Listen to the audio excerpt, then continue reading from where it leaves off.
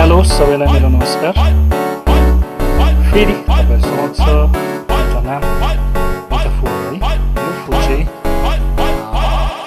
तपाईहरुले यदि नाम सरले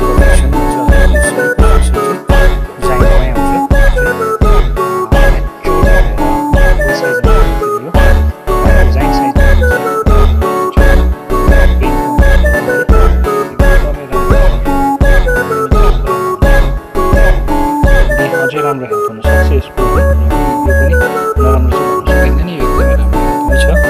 तपाईहरुले हेर्नुहुन्छ यो चाहिँ सर्ट पर्फेक्सन हुन्छ। यदि तपाईहरुको कलेक्सनमा छ र नाममा अलिकति कन्फ्युजन भइरहेको छ भने